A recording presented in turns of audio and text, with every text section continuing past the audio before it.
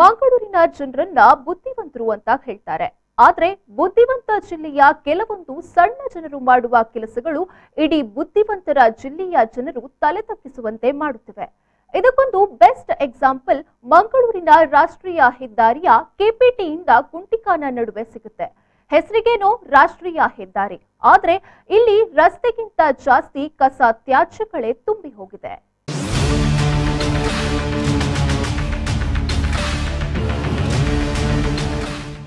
ಈ ದೃಶ್ಯವನ್ನ ಒಮ್ಮೆ ನೋಡಿ. ಇದನ್ನ ನೋಡ್ತಾ ಇದ್ರೆ ಇದು ಮಿನಿ ಪಚ್ಚನಾಡಿ ಆಗುವುದಕ್ಕೆ ರೆಡಿ ಆಗ್ತಾ ಇರೋ ಪ್ರದೇಶ ಅನ್ನೋ ಸಂಶಯ ನಿಮ್ಮನ್ನ ಕಾಡಬಹುದು.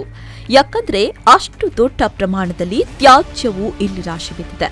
ಇದು ನಗರದ ಕೆಪಿಟಿಯಿಂದ ಕುಂಟಿಕಾನ ರಾಷ್ಟ್ರೀಯ ಹೆದ್ದಾರಿಯ ಬದಿಯಲ್ಲಿ ಕಂಡು ಬರ್ತಾ ಇರೋ ದೃಶ್ಯ. ಇಲ್ಲಿ ಪ್ರತಿನಿತ್ಯ ಬರೀ ಕಸ ತ್ಯಾಜ್ಯಗಳದ್ದೇ ಕಾರುಬಾರು. ಇದು ರೋಡಾ ಅಥವಾ ಡಂಪಿಂಗ್ ಯಾರ್ಡಾ ಅನ್ನೋದೇ ಇಲ್ಲಿನ ಜನತೆಗೆ ಕನ್ಫ್ಯೂಸ್ ಆಗೋಗ್ಬಿಟ್ಟಿದೆ.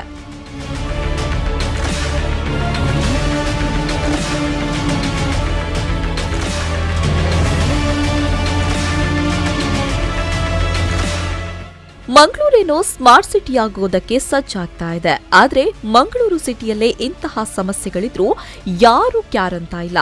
ಇದು ನಿನ್ನೆ ಮೊನ್ನೆಯ ಸಮಸ್ಯೆಯಲ್ಲ. ಇಲ್ಲಿ ಹೋಗೋ ಬರೋ ವೆಹಿಕಲ್ನವರು ಬೇಕಾಬಿಟ್ಟಿಯಾಗಿ ಇಲ್ಲಿ ತ್ಯಾಜ್ಯಗಳ ರಾಶಿಯನ್ನು ಸುರಿತಾ ಇದ್ದಾರೆ.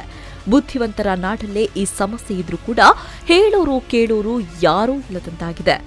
ಇನ್ನು ಈ ಬಗ್ಗೆ ಗಮನ ಹರಿಸಬೇಕಾದ ಅಧಿಕಾರಿಗಳು ತಮಗೂ ಇದಕ್ಕೂ ಯಾವುದೇ ಸಂಬಂಧ ಇಲ್ಲದಂತೆ ಇದ್ದು ಬಿಟ್ಟಿದ್ದಾರೆ ಅನ್ನೋ ಆರೋಪ ಕೂಡ ಕೇಳಿ ಬರ್ತಾ ಇದೆ. ಮಂಗಳೂರು ಜನತೆಗಳೇ ನೋಡಿ ಇಲ್ಲಿ ಹೇಗೆ ಉಂಟು ಅಂತ ಕಸ. ಇದು ಮಿನಿ ಪಚ್ಚನಾಡಿ ಆಗಿದೆ.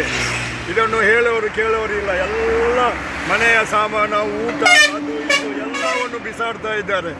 ಆಂಟನಿ ವೇಸ್ಟ್ ಅವರು ಮನೆ ಮನೆಗೆ ಬಂದು ಕಸ ಕೊಂಡೋದ್ರು ಸಮೇತ ಈ ಬುದ್ಧಿವಂತರು ನಾಡ ಈ ಜಾಗದಲ್ಲಿ ನೋಡಿ, ಇಲ್ಲಿ ಬನ್ನಿ, ಇಲ್ಲಿ ನೋಡಿ, ಇದೆಲ್ಲ ಬುದ್ಧಿವಂತರೇ ಮಾಡಿದ ಕೆಲಸ ನೋಡಿ. ಹೊಡೆದ ನಂತರ ಎಲ್ಲಿ ಹಾಕಬೇಕು ಅಂತ ಗೊತ್ತಿಲ್ಲ, ಒಟ್ರಾಸೆ ಬಂದು ಹೈವೇಯಲ್ಲಿ ಕಸವನ್ನು ಹಾಕ್ತಿದ್ದಾರೆ. ಸ್ವಚ್ಛ ಭಾರತ ಆಗಬೇಕು, ನಾವು ಅಮೇರಿಕದಾಗೆ ಆಗಬೇಕು, ಗಲ್ಫ್ನಾಗೆ ಆಗಬೇಕು ಅಂತ ಹೇಳಿದರೂ ಜನರು ಕೇಳುವುದಿಲ್ಲ. ದಯವಿಟ್ಟು ಇದು ಮಂಗಳೂರಿನ ಜನತೆಗಳ ಇದಕ್ಕಾಗಿ ನಾವು ಹೋರಾಟ ಮಾಡುವ. ಒಟ್ಟಿನಲ್ಲಿ ಸ್ಮಾರ್ಟ್ ಸಿಟಿ ಆಗುವುದಕ್ಕೆ ಹೊರಟಿರೋ ಮಂಗಳೂರಿನಲ್ಲೇ ಇಂತಹ ಸಮಸ್ಯೆ ಇದ್ರೆ ಸ್ವಚ್ಛತೆಯ ಹೆಗ್ಗಳಿಕೆಯನ್ನ ಉಳಿಸಿಕೊಳ್ಳೋದು ಹೇಗೆ ಅನ್ನೋದು ಜನತೆಯ ಪ್ರಶ್ನೆಯಾಗಿದೆ.